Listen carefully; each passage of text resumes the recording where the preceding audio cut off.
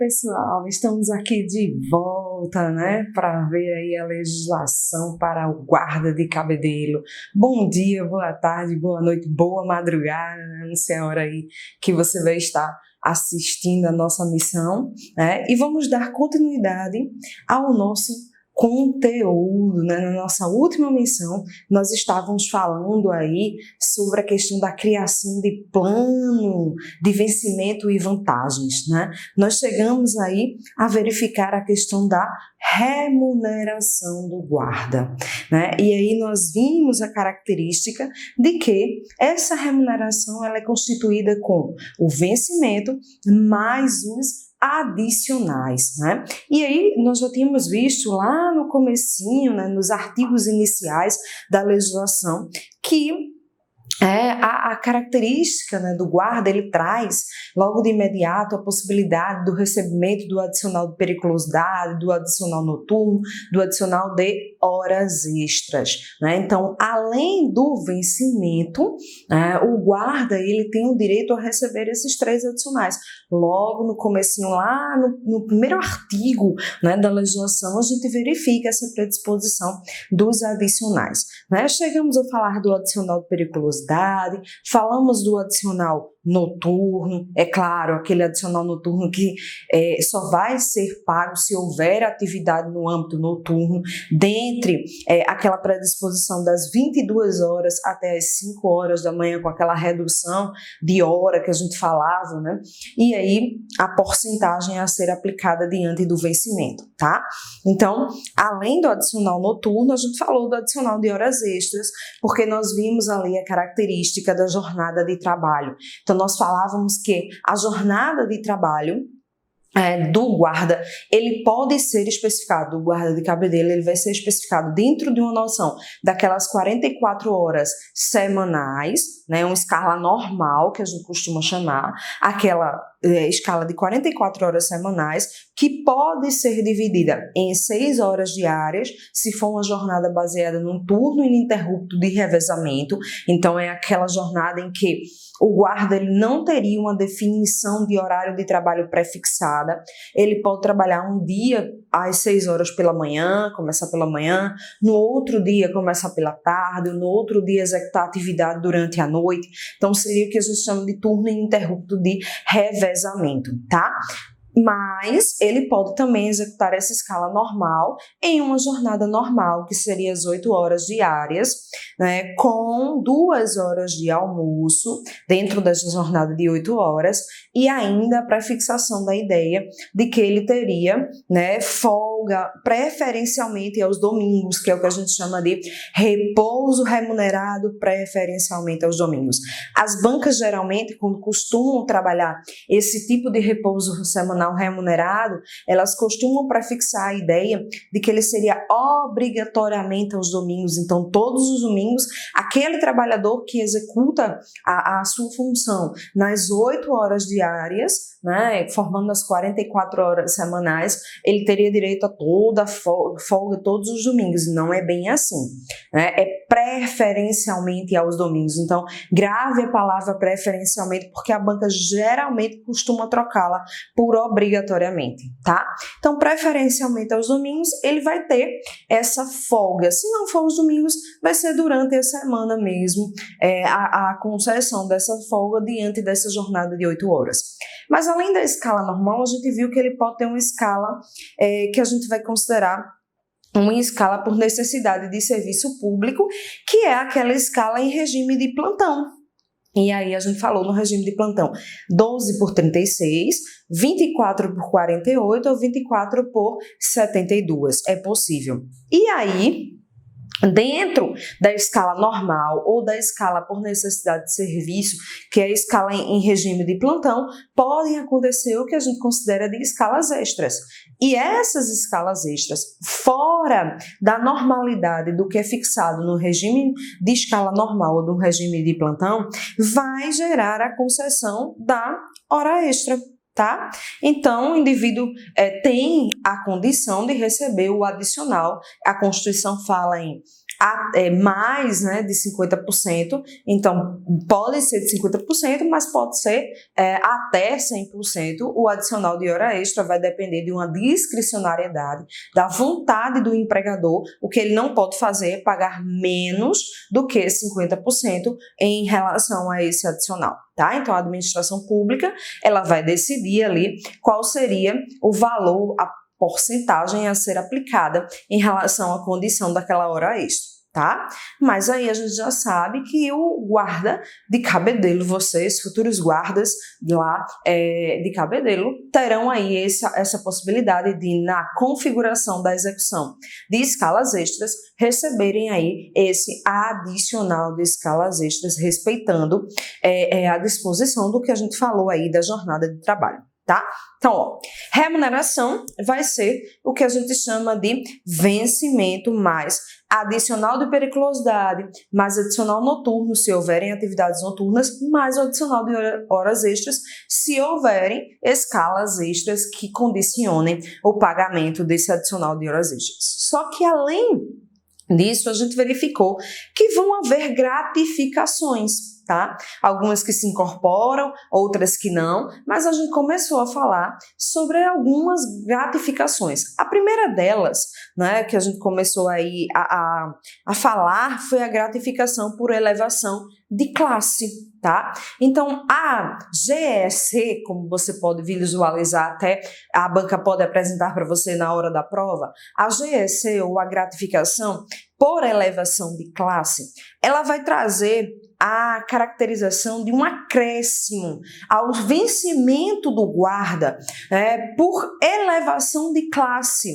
A gente, lá na frente, mais um pouquinho, a gente vai falar sobre a questão das classes, né? Quando você inicia o exercício da sua função, né, você vai exercer na classe 1, podendo passar para a classe 2, né, Guarda Civil Municipal, é assim que ele chama, Guarda Civil Municipal de classe 1, de classe 2, de classe 3, até chegar a ser um guarda civil municipal na classe especial. Então, havendo essa possibilidade de que você tem uma elevação de classe, né, uma hierarquização dentro da estrutura da guarda, a cada classe que você passa, você tem o direito a receber um acréscimo.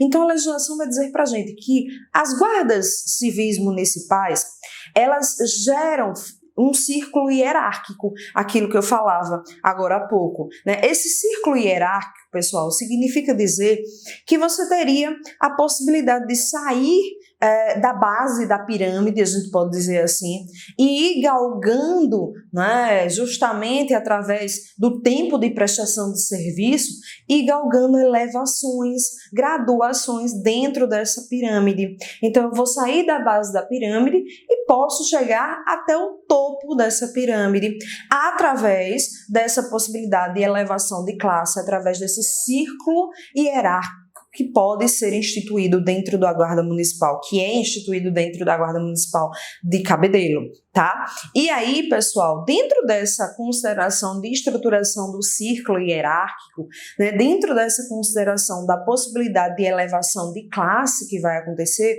você vai receber uma gratificação por elevação de classe. Dois detalhes importantes em relação a essa gratificação, antes da gente verificar, que inclusive na última missão a gente já, de forma bem rápida, começou a verificar essa gratificação. Mas aí, pessoal, é lembrar o seguinte, ela é uma gratificação que se incorpora à remuneração, de fato ela faz junção ao vencimento. O que significa dizer essa incorporação? Se você se aposenta como guarda municipal de Cabedelo, você leva para a sua aposentadoria essa gratificação, porque ela se incorpora. Agora, outro detalhe, além da incorporação, da possibilidade que você tem de incorporar essa remuneração, é a característica de que ela não é cumulativa. tá? Pessoal, olha, cada vez que você for, lembra da pirâmidezinha que a gente falava agora há pouco? Eu vou sair da base da pirâmide, tá?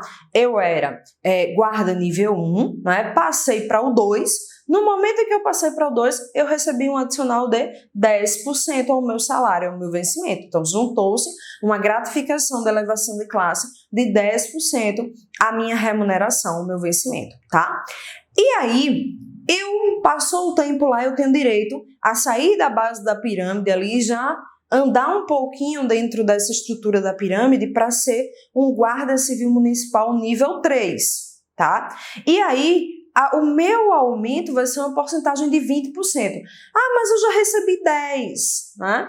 Vai acumular, então eu teria um acréscimo de 30%? Não, né? Não se cumula. É como se você já tivesse 10% e você fosse receber mais 10%. Tá? Então, você vai ficar com 20%. E assim sucessivamente, até que eu consiga chegar ao ápice da pirâmide e aí, consequentemente, eu atingir os 100% de acréscimo, porque aí, de gratificação, porque aí eu seria um guarda civil municipal especial. Tá? E que porcentagens são essas? Né? A gente sempre vem falando aí de porcentagens em relação às gratificações, tá? Bem, quando eu sair do guarda civil, veja, elevação de classe, então eu sempre vou pensando, quando eu sair, deixar de ser guarda civil municipal nível 1 e passar a ser nível 2, a minha gratificação ela vai ser de 10%. A legislação vai falar que o círculo hierárquico, ele funciona de guarda civil municipal nível 2 a guarda civil municipal especial, com gratificação de elevação de 10% a 100%. Então, passei do 1 para o 2, 10%. Do 2 para o 3, 20%, de forma não cumulativa. Do 3 para o 4, 30%. Do 4 para o 5, 40%. Do 5 para o 6, 60%. Do 6 para o 7, 80%. Olha o pulo aí, tá? Do 6 para o 7, eu vou aumentar, já aumentei, né? Do 5 para o 6, eu já aumentei 20%, então do 40 para 60, e do 6 para o 7, de 60 para 80. E do 7 para ser guarda civil municipal especial, eu vou de 80 para 100%. E fecha aí o círculo hierárquico, tanto de elevação de classe quanto da gratificação por elevação de classe com os aumentos. Então, 10, 20, 30, 40, tá? Aí, parei no quinto. Quando eu passar do quinto para o sexto, eu vou aumentar mais 20% em cima dos 40, então 60%. E do sexto para o sétimo, mais 20%, 80%. E do sétimo para o especial, mais 20%, 100%. Fecha o ciclo, tá? Então, aí, você vai estar recebendo essa gratificação por elevação de classe, né? Além disso, pessoal, além da gratificação por elevação de classe, nós vamos ter ainda a gratificação por desempenho de atividade. Então, a gente acabou de falar da gratificação por elevação de classe, que é a GEC, tá? E agora a gente vai falar da GDA. A GDA, classificação de desempenho de atividade. A própria nomenclatura dela já está dizendo que o meu comportamento no desempenho da minha atividade, ele vai gerar um somatório de um acréscimo em porcentagem à minha remuneração, ao meu vencimento. Então, eu tenho uma gratificação por elevação de classe, que é uma situação, é um círculo hierárquico em que eu vou poder galgar espaços hierárquicos dentro daquela estrutura lá da minha pirâmide em que eu saio da base para poder chegar até o ápice. Eu saio de guarda municipal nível 1, podendo chegar a guarda municipal especial, tá? Gratificação por elevação de classe, GEC. Mas durante essa minha elevação, durante o exercício das minhas funções, vai ser observado, na verdade, o meu comportamento diante do exercício das minhas atividades. E esse comportamento, ele vai gerar essa gratificação por desempenho de atividade, a GDA, tá? E essa GDA, pessoal, ela pode chegar o pagamento, o acréscimo à minha remuneração de até 40%. Diferentemente lá do que a gente viu na gratificação por elevação de classe, a gratificação por desempenho de atividade, pelo meu comportamento, pela a minha atitude comportamental, vai gerar uma gratificação que pode chegar até 40%. E como é que vai funcionar? A própria legislação define para a gente quais são os comportamentos e, consequentemente, a quantificação, né, em porcentagem de acréscimo ao meu vencimento, que vai instituir a minha remuneração. Lembrando, pessoal, também que essa gratificação de desempenho de atividade, ela incorpora, tá? Lembra que a gente falou dessa incorporação, ela fica lá, ó, grudadinha ao seu vencimento, tá? Então, assim como a gratificação por elevação de classe, a gratificação por desempenho de atividade, ela também vai se incorporar ao seu salário. Tá? E aí, pessoal, ela, como eu falava, ela pode ser de até 40%, observando aí as características comportamentais. E a lei, ela define em 5 incisos quais são os comportamentos que vão gerar a GDA, tá? E aí ela vai dizer o seguinte, se o seu comportamento como um guarda de cabedelo estiver aí classificado como excelente, o seu vencimento base vai ter um acréscimo de 40%, tá? Então, lembra que é aí o limite, né? Porque vai até 40%. Então, o comportamento excelente, 40%. Comportamento ótimo, vencimento base mais 30%, tá? Comportamento bom, vencimento base mais 10%. Mais 20%, desculpem. E comportamento regular, vencimento base mais 10%, tá? Então, ó, esses são os comportamentos, daqui a pouco a gente vai falar do comportamento insuficiente, né? Os comportamentos que geram a caracterização do recebimento do adicional, que vai de 10% até 40%, é o regular, o bom, o ótimo e o excelente, tá? Regular, 10%, o bom, 20%, o ótimo 30% e o excelente 40%. E se eu for classificado como comportamento suficiente? A legislação fala que aquele indivíduo que for caracterizado com um comportamento insuficiente, esse aí não tem direito à gratificação, tá? É a lógica, né? Se é uma gratificação por desempenho de atividade que vai observar o seu comportamento e você não conseguiu atingir um comportamento suficiente para garantir um desempenho de atividade que seja considerado parcialmente bom para o exercício da função que você está fazendo, não teria o porquê de gratificar, de premiar o indivíduo. É isso que acontece. Então, insuficiente não gera premiação, não gera gratificação, tá? Então, eu tenho que ter um comportamento regular, bom, ótimo ou excelente para o recebimento das minhas gratificações, que vão variar de 10% a 40%. Então, recebi aí a minha gratificação de desempenho.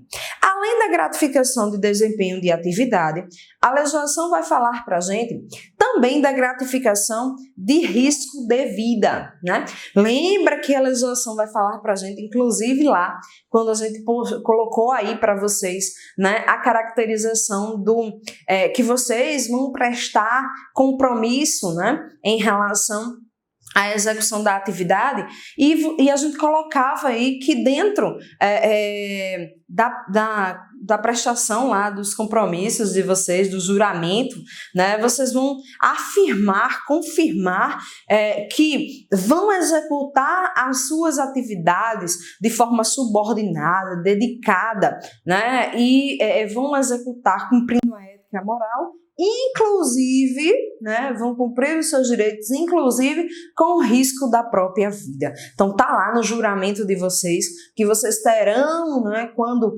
devidamente aprovados, né, forem tomar posse, nomeados e tomar posse, vocês farão o juramento dizendo e afirmando que na execução dos seus deveres vão cumprir esses deveres, mesmo com o risco da própria vida. E por conta dessa característica, né, de haver esse risco em relação à execução da atividade que pode gerar aí o risco da própria vida, o legislador traz o adicional de risco de vida. Esse adicional de risco de vida, geralmente, ele é pago em atividades que trazem, atividades que são consideradas perigosas, né? E aí você tem o acréscimo, essa premiação por ser uma atividade perigosa da gratificação de risco de vida, a GRV, né? Então veja que a gente sempre vem trabalhando aí com siglas, tá? A gente falou da GEC, gratificação por elevação de classe, a gente falou da GDA, gratificação por desempenho de atividade, e agora nós estamos falando da gratificação por risco de vida, a GRV, tá? Então a gratificação por risco de vida, ela é uma gratificação que vai ser paga, né, ao guarda, mas aí, pessoal, a gente tem que lembrar a seguinte característica. Veja, é uma gratificação voltada para o risco de vida, como a gente falava aí. Atividades que são consideradas perigosas, tá? Mas dentro dessas atividades perigosas, o Estatuto ele trouxe uma pré-definição específica para o pagamento dessa gratificação por risco de vida. Ela vai afirmar, o Estatuto vai afirmar que vai ser quitado a gratificação por risco de vida, mas com o detalhe de que essa gratificação ela seja paga se o guarda estiver no exercício de ação de tipo de polícia. A gente viu logo no comecinho das nossas missões que existem diversas atividades a serem executadas pelo guarda municipal e que ele é uma força, a gente pode colocar assim, auxiliar, né, da polícia estadual, né? Então da polícia militar. Então ele pode auxiliar a polícia militar. Inclusive, a gente falava da execução da atividade dele dentro da área de trânsito, mas também dentro dessa área ostensiva, né? Prisões em flagrante, até porque qualquer um de nós cidadãos podemos executar uma prisão em flagrante. Então é cabível ao guarda também essa execução de atividades de ação de tipo de polícia, tá? Então, quando ele estiver executando ações tipo de polícia, a gente vai definir assim, porque é dessa forma. Pode até colocar típico de polícia, né? Fica mais bonito. Então, ações típicas de polícia, tá? É assim que o Estatuto define pra gente. O guarda vai ter direito a um acréscimo relativo a essa gratificação de risco de vida, GRV. Essa GRV, tá, é uma gratificação, é uma premiação em que vai haver ao vencimento base um acréscimo de 50%. Tá? Então aí não tem gradação, diferente do que a gente viu nas outras duas, né? Que a gente tem uma classificação comportamental e um círculo hierárquico. Diferentemente dessas outras duas gratificações, não existe aí gradação, né? O que vai existir é uma fixação de um acréscimo já pré-definido de 50% relativo à ação típica de polícia que venha a ser exercida pelo guarda municipal. Então ele vai ter direito aí ao recebimento deste acréscimo aí ao seu salário de 50%, tá? Bem, pessoal, terminamos aí essa caracterização da remuneração, tá? Nós vimos aí toda a concretização do vencimento com a possibilidade dos seus acréscimos. No caso aí nós teríamos basicamente 6 acréscimos, tá? Só para a gente fechar essa ideia.